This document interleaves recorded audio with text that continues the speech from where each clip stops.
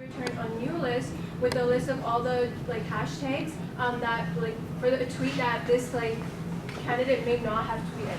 So I'll give you like an example because it might be hard to understand it.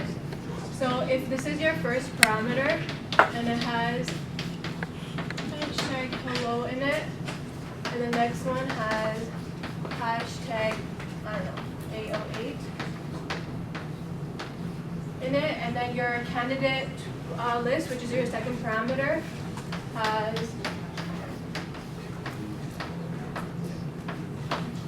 so what you have to do is out of these are the hashtags for tweet number 1, these are the hashtags for tweet number 2, and you have to return a new list containing all of the possible tweets that this person did not write.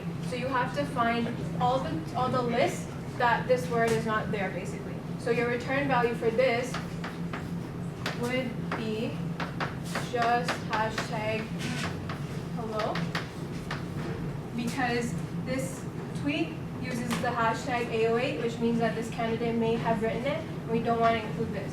So we would only include the hello. So I'll give you a couple of downstream examples. So you can take a look at this. You can see that the first parameter has hello, 808, next one is wow, and spectacular summer, and hello. And you want to return everything that doesn't have the hashtag hello in it, which is basically the second, or like the second list, which is wow, and the last list, which is spectacular and summer. And you can see the same thing for the next one. So you guys want to take like a few minutes to attempt this question. And then I check if the hashtag is found in the sublet. If it is, add the sublet to the list of what you want to remove, and then at the end, iterate over the list of items you want to remove, and then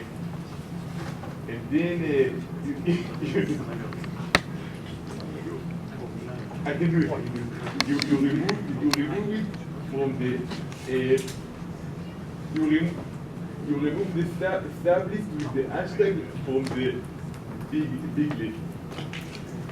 Okay, but one condition, if you read the question properly, your function should not change the original list. So if I heard you correctly. You just transfer it, you just open a new list. That's what I did in the solution. Okay, so yeah, that's the most popular idea, and then I also did another one. What he basically said, for those of you who didn't hear, he went through all the little hashtags in like the second list, and then he would do another for loop that would go through each of the sub-lists in the main tweets list. And if that word was in that little list, then you don't want to add this into the thing, and then if it does include it, if it doesn't include it, then you keep moving on through all the hashtags, and as soon as you find one that it does include, then you know that this list, you do not want to include it in your return list, right? Okay, yeah, so that's definitely one algorithm, and then there's another one where you can basically flip it, and you can go through all of the sub-lists in the main like first list. So I'll write that down.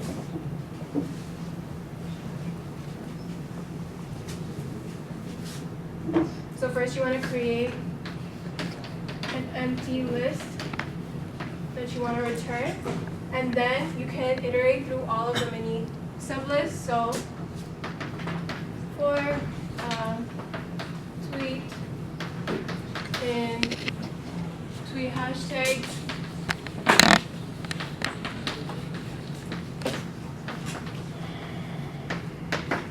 so first of all, you need a way to identify whether you want to add this sublist into your return list at the end or not. So what I thought that you would have a variable that's a Boolean, and at first you should be adding this into the return list, but as soon as you see any hashtag that indicates that we don't want to add this tweet list into our main return list, we would automatically turn that Boolean into a false, and then in the end you can check like, oh, if it's true then you add it in, if it's not then, well, you don't add it in. So I just call this unique, for example. Equal to true at first, right? Then you would go through for each word basically. So for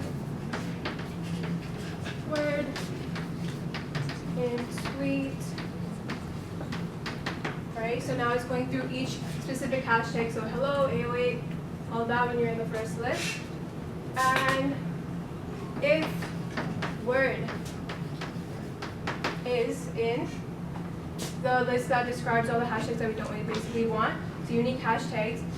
If this word is in unique hashtags, then we want to set this boolean to false, because that means that we saw something that we don't like and we don't want to include this list into our return list. So you would make unique false. And there's one more thing that you can add over here to reduce its runtime. Does anyone have any idea what might go over here? Yeah. You can break the loop, so Yeah. it doesn't check the rest. Exactly. So as soon as you see something that you don't like, there's no point of checking everything else, there's no like count that says that if there's 2 or 3, then we don't want to include it. As soon as you see one, you don't like this list and you don't want to include it. So you want to break out of it, and this is really helpful when you have like a list of like 50 words, and the first word tells you like, okay, we don't want this in our list, then you don't want to check all of the 49 words in the list. You just want to break out of it as soon as possible. So so if the word is in the unique hash list, you set the boolean to false, you break out of it. And outside, right? So what happens, how do we check to see if we want to add this specific list into our return list?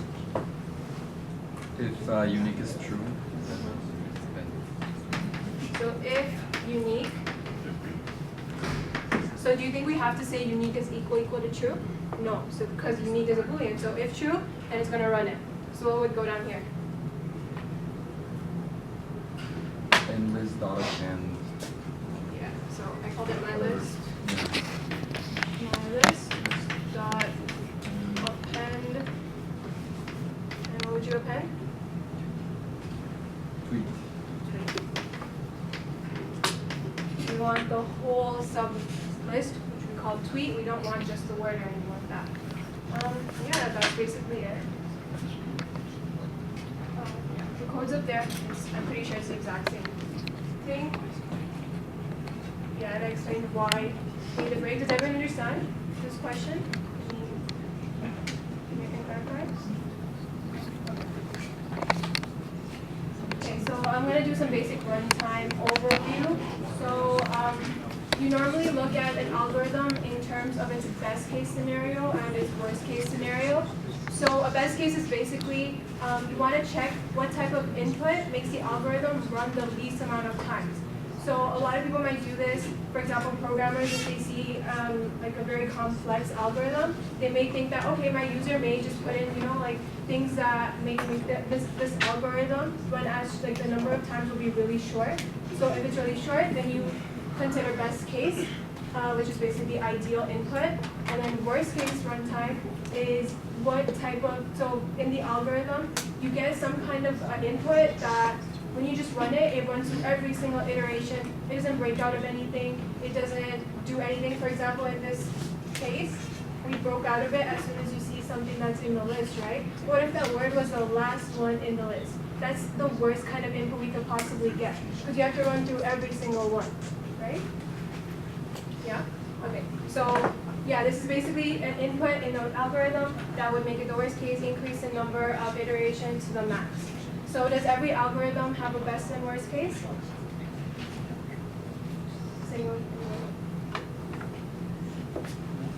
Not any algorithm has it, because for some algorithms, like the selection sort, it's the same no matter what. Yeah, Same complexity. basically. So some algorithms are only affected by the size of the input. It doesn't actually look at the input and say, okay, yeah, we've got something that we liked already, so we can break out of it. Something that would affect, so stuff like that would be bubble sort, selection sort, as you mentioned, finding the maximum or minimum in a list, reversing a string. All of that would involve the same number of iterations, no matter what kind of string it is. Only the length matters. Okay, so you guys learned 4 types of general runtime like explanations, like the best word that describes the algorithm. So constant, linear, quadratic, and logarithmic. So constant is basically no matter what kind of input you give into the algorithm, it always runs the same amount of times. So an example of this would be range. So if you do for I in range 30 or 20 or 100, no matter what, even if your list increases exponentially, nothing happens to the algorithm because it's only running a constant number of times. Linear basically means that if you have your performance of the algorithm runs at a linear rate according to your input. So I'm going to draw out a little graph. Okay. So if this is your graph, so for constant, for example, we said range is 30. So no matter what you give your input, it will always run 30 times, right? For linear, no matter what, as soon as you give a list that increases in length by double the time, then the same amount of iterations will occur. So if you have 2 as the length of list and it goes to 4, and the same thing will happen to your number of iterations. So this x, or even something like this. It doesn't necessarily have to be y is equal to x. It could be like y is equal to 1/2 x or anything like that. Quadratic, basically, the algorithm performance increases at a 2-fold rate based on your input. So if your input doubles, then your algorithm iteration number will will increase squared for the input squared. So the drawing for that would be, I wonder if this gets like confusing. So this would be y is equal to x squared. So for example, you have an initial input that's 2, then maybe your iterations would be 4. If you increase it to 3, then your iterations would be 9. So something like that. Again, number of constants don't matter, right? So if I had y is equal to 1/3 x squared, so would this be linear, quadratic? Would it change if the constant changed? No, right? Same idea. So if you have 1/2 x, or you have x, or you have 10,000 x, it's still linear because it follows the form y is equal to mx, right? But if you have something that follows y is equal to mx squared, no matter what your constant m is, it will always be considered quadratic. And last one, logarithmic. You won't see this that often, but the only way that the number of iteration increases is if your input size doubles. So something that would, an example would be binary search. So if you have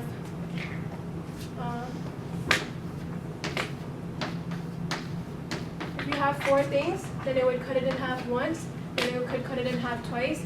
So maximum number of iterations you would have is 2, which is log base 2 4. But say this doubles, and then you have 8, right? So first it would have to cut it in half by 1, then it would cut it in half over here, and then it could possibly cut it in half again. So then it would be 3, which is log base 2 of 8. Get the idea? You guys learn binary search? No, only PCLF. Yeah. So You'll go more into this in A48, and you'll deal with a lot of like binary search like objects. just know what logarithm is in case. Well, like it was only on your PCRS, so it shouldn't be too in depth, but just know it in case they ask you to explain the difference or something. Okay, so we're gonna do a couple of like simple-ish examples. You guys did a worksheet on this. So the first one goes for I in range 10, and for j in range 20, and for p in range length of my list. So you can see there's 2 ranges, and then one of them depends on the length of the list. So what do you think the runtime complexity would be of this? Would it be constant, quadratic, linear, logarithmic?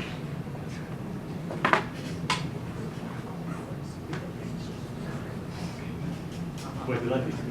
Quadratic? Why? First you have in range length, then you have for in range constant numbers. So it's not going to affect the runtime, and then you have another length. So you you have a k times k, which is k squared. Do you really have a k though, or do you have constants? Not k will be the length of the list. Okay, so then how do you have k squared? You only have one k, right? You, So it says for I in range 10, for j in range 20. oh, this 10 is there? So linear. Yeah, exactly.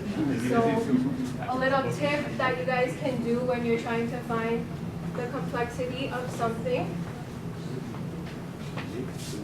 For every for loop that you have, you would look at the number of times it would run and you would multiply it with the next for loop, right? So if you have for I in range 10, and then for j in range 20, and then you're running through the length of the list basically. So say this is k, right? So to find the complexity of this runs 10 times. So you'd write a 10 here. The next one runs 20 times, so you multiply it by 20. And then this one runs length of L times, which is for example k, right? So that's 200. Okay, you guys did an example similar to this, like find roughly the number of iterations that would occur. So this would be the type of way, like method that you would try to figure out how many iterations take place, right? So over here is 200k, which is why it is linear. Everyone understand? Okay. So for the next one, for I in range from 1 to length of my list, and it skips every double. And then for I in range 10, and you print something. So if my list refers to a list and there's k items in this list, about how many iterations would take place? So it'd be k squared, 20, 10k, or 10k over 2. 10k over 2. Yeah, want to say why? Yeah, because you jump the first loop, iterate k over 2, because you have two steps from one index to the next, and the second loop iterates 10 times. Yeah, exactly. So you would end up getting k over 2 multiplied by 10, which gives you k over 2. What about the last one? So you have some total. It goes through a sublist in my list, and then goes through each item in that sublist. So what do you think is the runtime complexity of this? Anyone else?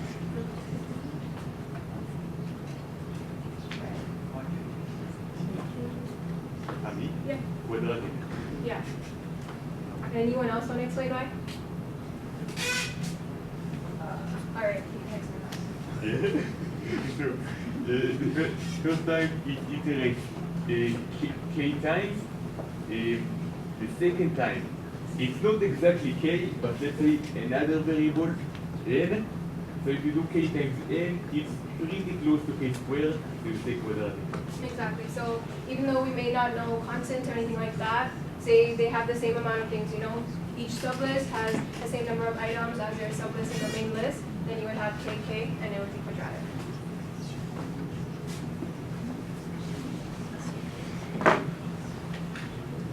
Okay, so this is a winter 2018 final question.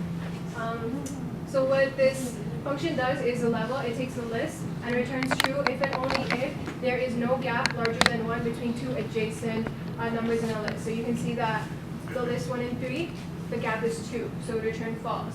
But its level is basically going, like increasing by 1 every time, which would return true. And then the same idea with the third example. And that's a little code there. We use absolute values to check the space between on any side, regardless of whether it's negative or positive. And yeah, so k is the number of elements in the list. So we're going to answer some questions. This type of question will definitely be on your exam, like it most likely always is, so just try to do as many of these as possible. The worksheets that you guys have are very good practice for this as well. So give it a formula in terms of k to describe exactly how many comparisons happen in its level in the best case. Remember we talked about best and worst case, so the ideal input, how many times would this run? Or a formula in terms of k.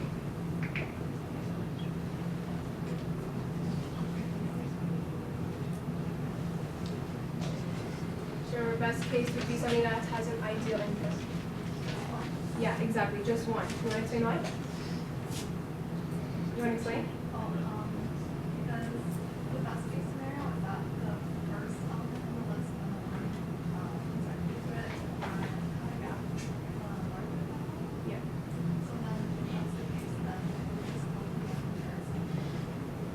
Yeah, exactly. So if anyone didn't hear her, it would be something that between the first two elements, it would give a gap that's greater than 1. And obviously this would return false just in the first iteration. So it would go through nothing else. There is a constant 1. So what describe, okay, well she kind of answered the second one too basically. Describe the property that causes the best case. Again, the first two elements, they have a gap that's greater than 1. What best describes the best case running time of is level? So like a word, like you know how we learned linear, quadratic, constant. What word would we use for this? Constant. Constant, exactly. It's 1 or any number, anything like that. There's always a constant. Okay, now for worst case, what's a formula in terms of K that describes how many comparisons happen in a worst case input? K minus 1, Yeah. because they compare each pair one element to the other. And there are two cases in which the worst case can happen. One, there is no gap greater than 1 between the numbers. And second, there is a gap, but it's between the last two items. Yeah, And exactly. it's linear. Okay, yeah, you answered all 3 questions. I'll write down like examples for that. So for best case, something like 1, 4, 5, 6. This has a gap that's greater than 1, right? Greater than 1, and so it would loop out as soon as you run through one iteration. Another example for worst case. So like he said, there are 2 cases. So something that's going up by 1 every single time, or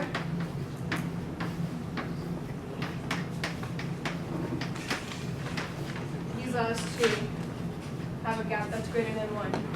Yeah.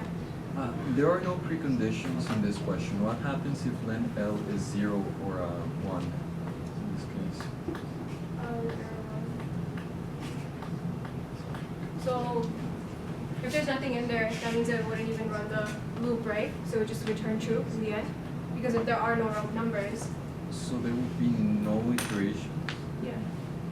So wouldn't that be the best case? 0 iterations? Oh, I see what you mean. Yeah.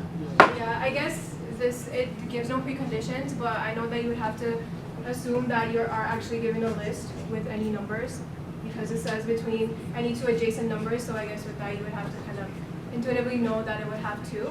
But I'm sure if you like let that case after you got your final back or something, then that would also work for sure. But yeah, it should definitely have a precondition. But yeah, if there's any confusion like that, like ask someone in the exam and they'll clarify for you for sure.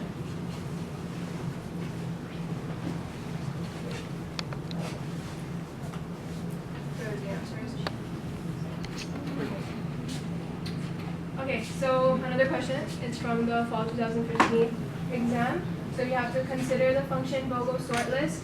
So this function basically randomly shuffles the list in any way, and if it is not sorted, then it reshuffles it, and if it is sorted, then well, that's it, right? Because a lot of it would be not satisfied. So the first thing we have to do is that we have to complete the function is sorted list, and use that in the while loop. So does anyone have any general idea of how you would do this? Okay. Okay, so iterate through each element in the list. Then you store the first element as a temporary variable, and then you check the temporary variable with the next index. You check if the next index is smaller than the temporary variable. If it's if the next index is smaller than the temporary variable, you know that the list is not sorted, so you return false. And when it exits the for loop, then you return true, because you know you iterated through the entire list.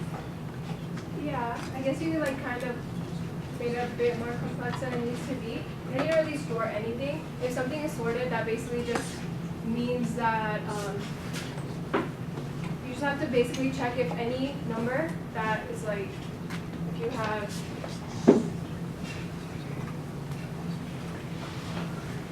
have some list like that, all you have to do is you have to check if this number over here is smaller or bigger, and if it's not, then yeah, if there is a number after the current index that is smaller than it, then obviously this list is not sorted. So there you go. There's one. And all these solutions are available in the exam package too. So we have this function for that. This checks if it is sorted, if the items are sorted from smallest to largest, and walnut is sorted. And because it is so random, like it's randomly sorted, it doesn't really matter, right? All it has to do is just go through it, and as soon as you find something that's bigger, you would like loop out of it. So, oh yeah, another picture of that. So can anyone give me a size for input to achieve the best case scenario for this function? So there's a for loop, it runs from 1 to length of list, and there's also other ways to do this. You can go from 0 to length of list minus 1, and then you can check not the one before it, but the index after it instead. There's not just one way to do this. So does anyone want to give me example input for best case?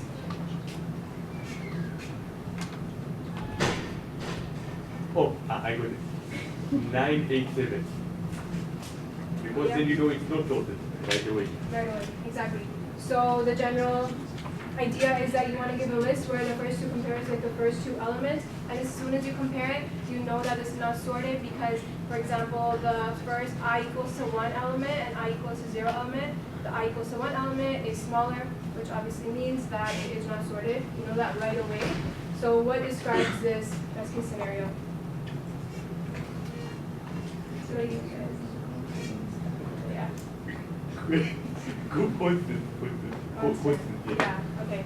And what about worst case, right? So worst case would be something that runs through every single iteration. So we go from I is equal to 1 all the way until I is equal to length of list minus 1, where you don't include the length of list. So something that would run through every single one, and in the end it would return true, or maybe even in the last iteration, like we said, it would return false. And go back. So either 1, 2, 3 or 1, 3, 2. Yes, yeah, exactly. So, like you said, he gave 2 examples, one that is fully in order, or another example would be something that the last 2 are reversed, which means that it would return false in the last iteration. Since we're already completing the last iteration, it doesn't matter whether it is false or true. And what is the best word that describes this? Yeah. Linear.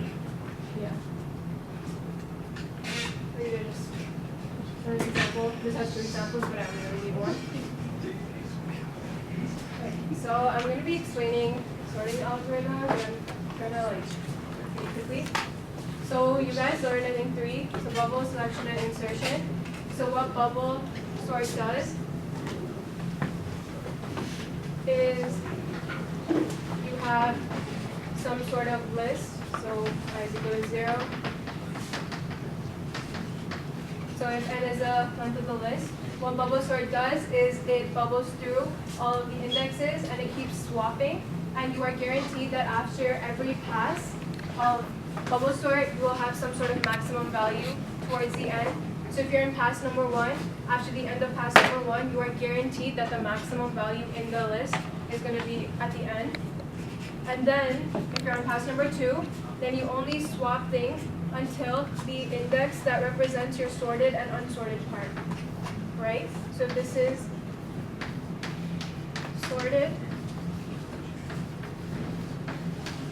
and this is unsorted. So first pass, your sorted value would be up until here. So you would swap values all the way until this last value. And as soon as you find that in the next pass, you would swap values over here, and you would find the second largest value in the list. And you would make sure that that's in the second last index of the list. So Every pass, you just increase the size of your sorted part and you reduce the size of your unsorted part. The complexity of this is quadratic in all cases. No matter what you do, no matter if bubble sort is in its max, like it's in the best case scenario, you always have to compare it and you always have to check it because it runs through the entire list. So regardless of what you do, you can give it the best or worst kind of input. It's always going to give you quadratic. Now what insertion does, that was bubble.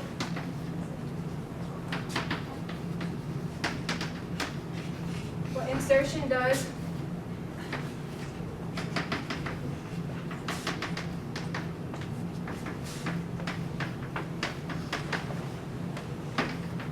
it starts off over here. It takes the first element. It sees that it's in the right spot. There's nothing you can compare it with. So it leaves it over here, and then it moves on to over here. So you have this as sorted this time. It's the opposite of bubble sort. Bubble sort, you had the sorted part towards the end of the list, but insertion you have in the beginning. So you have sorted here, and you have unsorted here. So what it would do in the next pass, it would look at the second element, it would compare it with everything that's in the sorted, and it would find its spot. So say you had like 2, 5, and 8 is a 3. So what it would do is it would take 3, it would compare it to 8. Okay, well, it's less than 8, so obviously we have to keep going. 3 is less than 5, so we have to keep going.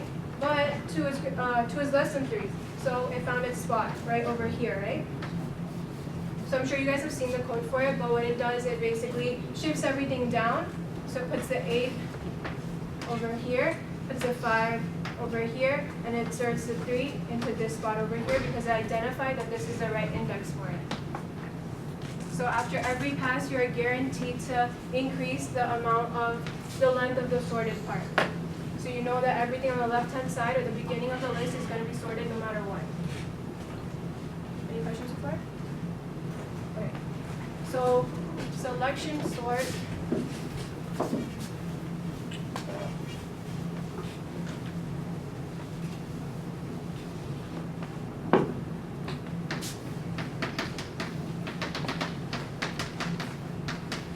Same idea and elements in the list. What it does is it starts from the beginning, so it starts at I is equal to 0. It finds the minimum value in the entire list.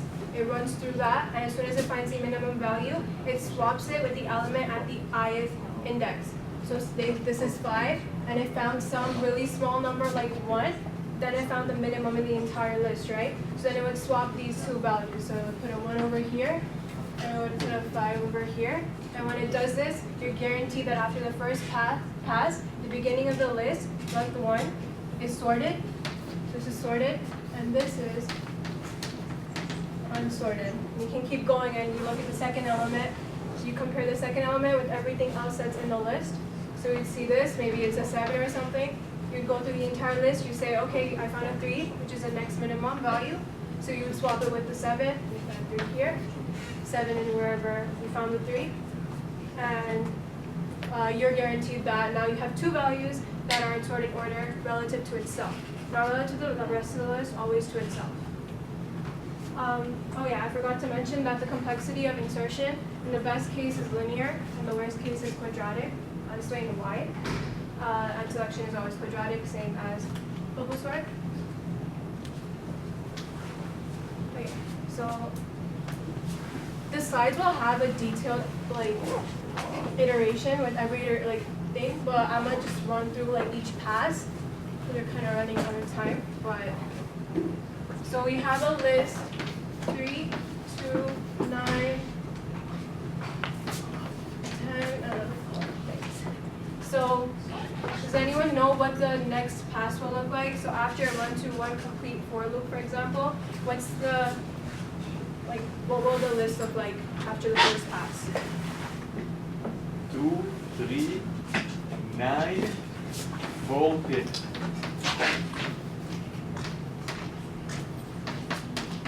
Exactly. So like I said, after every pass, you are guaranteed to increase the sorted part of the list one at a time. So because this is pass 1, you know that at the end of pass number 1, your sorted part, so magnitude of the sorted part is equal to 1. Okay? Okay. So what about pass number 2?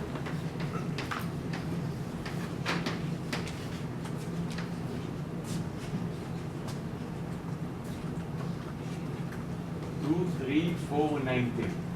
Yeah. So for this, the first pass what it did was it swapped these two because 2 is smaller than 3. Then it would see 3 and 9, it's in the right order. 9 and 10 is in the right order, but the 10 and the 4, this is not in the right order. So you want to bubble that, and then you made sure that 10, which is the largest value in the list, it came to the front. And then you wanted to bubble the second largest value into the second spot. So what it did over here was this was fine, 2 and 3, good order. 3 and 4, good order. But 9 and 4, this is not the order that we want. So we bubble that or swap that. And then after pass number 2, we know that these two values, so 2 values on pass number 2, 2 values will be sorted. So do you think what happens after you get to this point? Do you think the algorithm recognizes that we've already sorted it and we don't need to do anything else? Yeah, no, we're going to say no. It will not recognize because it still continues to iterate through the list and continue the algorithm for 2 more passes, 2 or 3. And that's it. Yeah, so this is, remember how I said that the complexity of this, no matter what kind of list you have, it's always going to be quadratic because the algorithm has no sort of memory. It doesn't realize that, okay, we're already sorted. Maybe you could, implement something that would check something like this, but for now, the algorithm that you guys have, it never checks this. So it would still continue all the way down to the last pass until it can guarantee that this entire thing is sorted. Alright, so that's basically every single iteration, every single pass. The first pass, it checks all those highlighted values, and after the first pass, you can see that the value 10, they have it sorted. The next pass, 9 and 10, 4, 9, 10, 3, 4, 9, 10, and the whole thing at the end. So regardless of how good your input is, nothing happens. It's always going to be quadratic. Any questions about bubble sort? So, selection. We're going to use the same list, so you guys can see how it differs.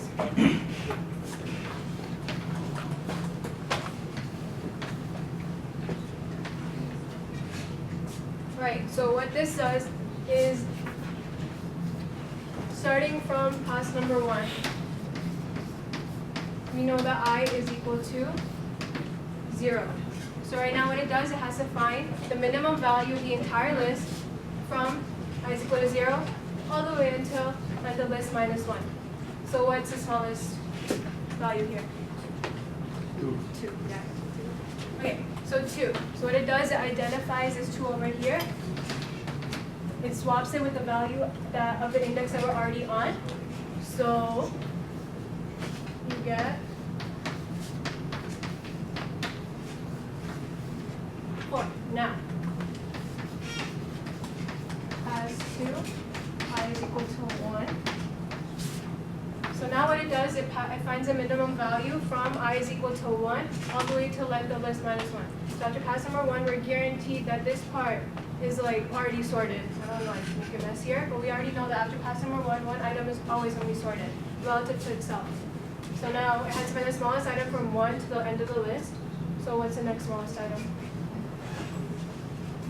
Let's read it. What's the next one? 3. Yes, just shout it out, because you don't have to put your hands up for this. But yeah, so 3. But what happened? 3 is already the one that we're already on it, right? It compared it to nothing else. The smallest value is itself. So even if it does swap it, you don't really see a change in the list itself. Although the algorithm might change it. I haven't looked at it very carefully, but yeah, so nothing happens, right? We get the same thing back. But the algorithm now knows, guaranteed, that everything up till here is sorted. Pass number 2, 2 elements are sorted relative to itself at any cost. Now, pass number 3.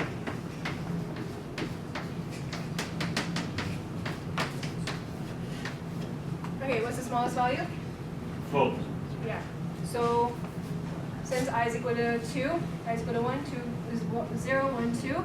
So it swaps the 9 with the 4.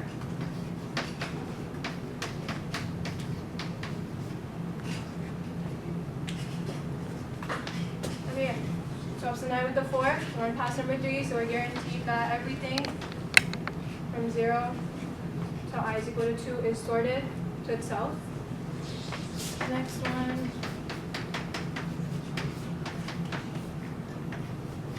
What the next one? 9. Yeah. So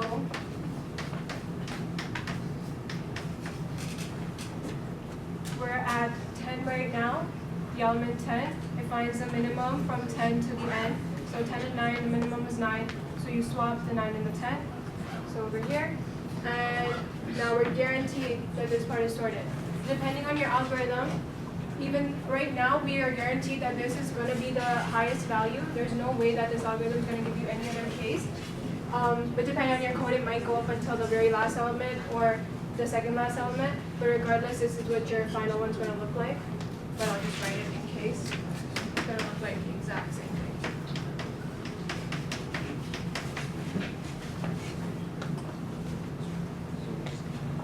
So essentially the same idea. The 2 is first, we know it's sorted, the 2, 3, 2, 3, 4, etc. But yeah, so you can see the purple is the value that we're actually on. So if you look at pass number 3, where I is equal to 2, we're on 9. And it finds the smallest value to be 4, so it swaps a 9 and the 4. It's just, if you look at the little legend or whatever, you'll understand exactly how it starts. Okay, so insertion, best case and worst case. Now this is the only algorithm that you guys have covered so far that gives you a different type of complexity for best case and worst case.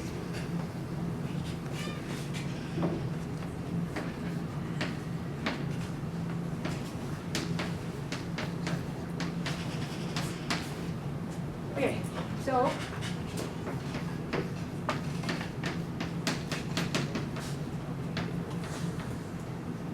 we have this. What insertion does, at first it looks at the 0th element, which is a 3, and it doesn't really have to compare it with anything else because that's the only value that we're on so far.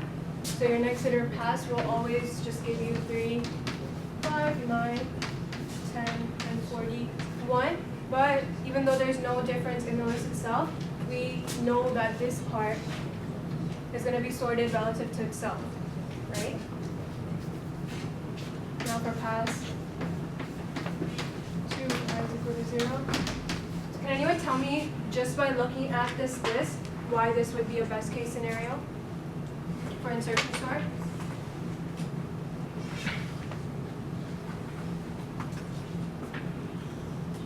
Yeah. It's already sorted. Yeah.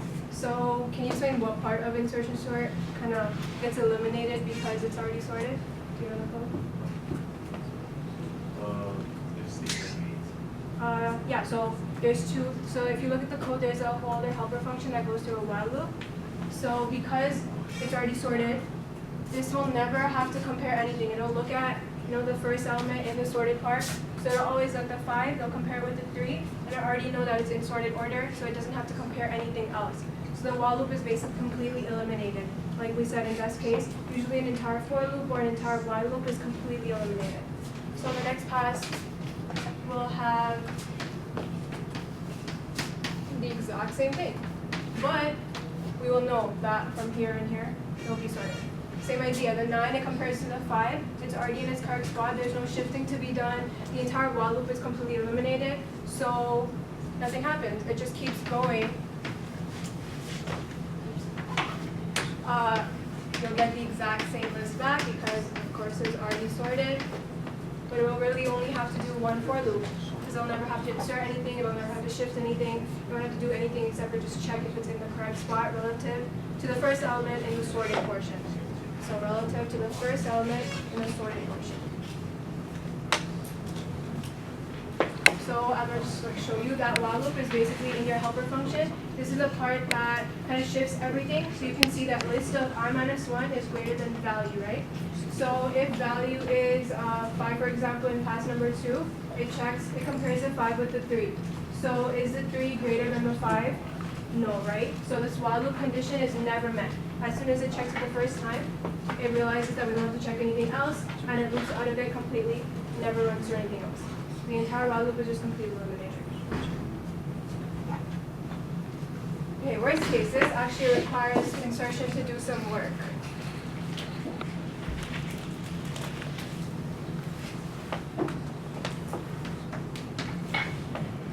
So,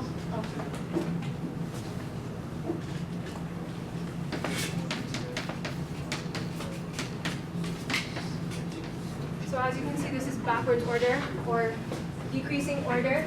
Does anyone know why this would be a worst case scenario for insertion? Like specifically? The most number of comparisons in each iteration. Yeah. So, as you saw in the while loop code before, I'll show it again afterwards, but it has to run the while loop the maximum number of times, which is why this would be a worst case scenario.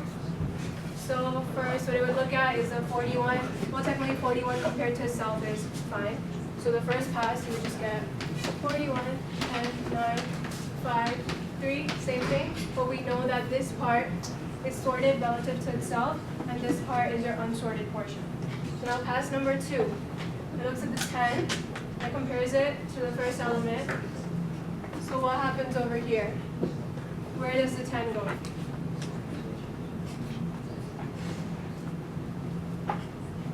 Okay, the 10 goes in the beginning, right? Because it compares a 41, and the 41 is greater than a 10. So of course, it goes to the beginning of the list. And we now know that this part is sorted relative to itself. This is 10 and 41, not 41 and 10 or anything like that. Now this one, as it moves on every pass, you have to make more and more comparisons. So for this, it's 9 as compared to the 41. Okay, the 9 is less than the 41, so it has to keep going. Then the 9 compares to the 10, it's still less than it. So it has to compare through every single element in the sorted portion in order to find its correct position. So in pass number 3, where I is equal to 2, this 9, this 41 goes here, this 10 goes here, and the 9 goes all the way here. So 9, 10, 41, 5, 3, and we know that this part, right, this part is sorted relative to itself. So now the last pass,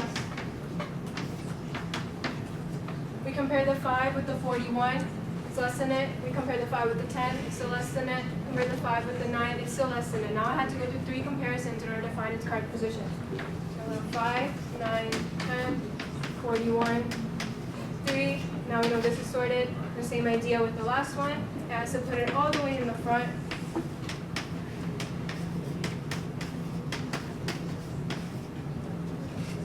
In order to make it sorted. If you look at this, you can see that every time the pass increases, the number of comparisons has to increase, and this is why this is the worst case, because you have to make use of every single comparison, every single iteration, everything that's part of the code is put to work. It's never discarded or anything like that. So over here, this while loop is completed every number of times from until the very end. And I think that's, yeah. Any questions about this specifically? Yeah. For the exam, do we need to know like the code itself for the different algorithms, or is it just going to be basic questions like that? It should be, you shouldn't have to memorize the code, you should just but look at it, run through it, try to do the questions that you were given on the worksheet, like number of iterations, best case, worst case, stuff like that. And just learn how to look at the code and figure out all those questions on your own. So if you want to practice, just Google some relatively easy algorithms, and then just do all your worksheet questions with this specific question, and then just compare it with your friends and make sure you guys all get the same answer. But you shouldn't have to fully memorize it. Yeah, before my exams, what I did was for the sorting algorithms, I had like a pack of cards, like I had a bunch of pointers, so I would just play around with the pointers to remind myself how to sorting out. I thought that was easy. You can also go on YouTube, there's a lot of little examples, they run through everything visually and everything. So it'll really help you get the algorithm down. It's not necessary that you understand the exact algorithm word line by line, because you might not even code it like that in the future. So, anything else? If you guys have specific questions, you can come in the front.